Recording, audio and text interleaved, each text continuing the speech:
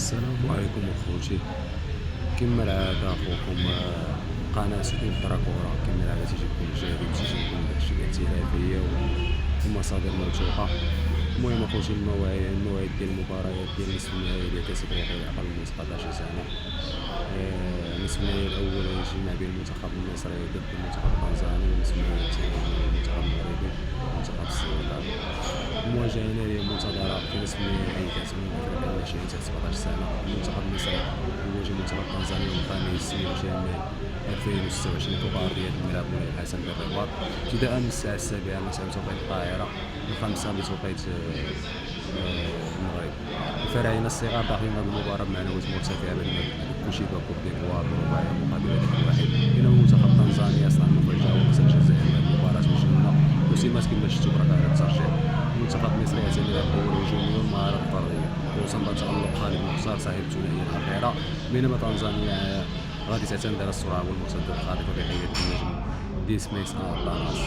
المباراة غادي تظهر مباشرة على قناة بين سبور سان. الملعب مولاي الحسن كما قلت لكم بالرباط، توقيت 7 بتوقيت القاهرة، 5 بتوقيت المغرب.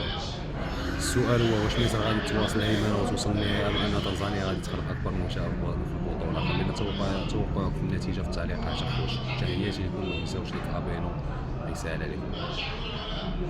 مصر وتنزانيا راهما أبرز المرشحين لصناعة مباراة حماسية في نصف النهائي من بطولة كأس الأمم الأفريقية اللي جاية تحت 17 سنة والرجولة. وندوزو أخوتي للمباراة الأهم اللي تهمنا حنا كمغاربة، هي مباراة المنتخب المغربي ضد المنتخب السنغالي. هاد المباراة غادي تكون اخوتي قمة نارية منتظرة في نصف النهائي كأس الأفريقيا اللي جاي 17 سنة. أشبال الأطلس يواجه الأسود التيرانغا يوم الخميس 22 ماي 2026 فوق أرضية ملعب مولاي الحسن بالرباط. المنتخب المغربي يتطلب المواجهة بمعنويات مرتفعة بعد الفوز على الكاميرون الصعب على الكاميرون بهدف قاتل، بينما السنغال تأهلت بعد معركة قوية أمام مالي. وصلت المباراة بركلة الترجيح. موعد المباراة 8 مساء بتوقيت المغرب، النقل المباشر قنوات أرضية الرياضية TNT وبين سبور سان. المغرب يعول على السرعة والمهارات الفردية ودعم الجماهير المغربية الكبيرة، أما السنغال راه تدخل هذا اللقاء بقوة بدنية مرعبة وضغط هجومي خطير بقيادة النجم عمار ديوف. مواجهة تكون تكتيكية من العيار الثقيل. السؤال هو هل ينجح أشبال الأطلس في خط بطاقة التأهل إلى النهائي وسط الجماهير المغربية، أم أن السنغال ستواصل طريقها نحو اللقب؟ توقعات الجماهير تشير إلى مباراة مجنونة قد تحسم في الدقائق الأخيرة أو حتى بركلات الترجيح، ونتمناو نفوزوا بركلات الترجيح.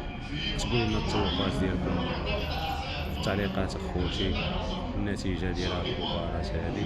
نشكركم إلا كملتوا الفيديو، متنساوش هذيك لايك وابوني، وتحياتي لكم من قناة الطرف.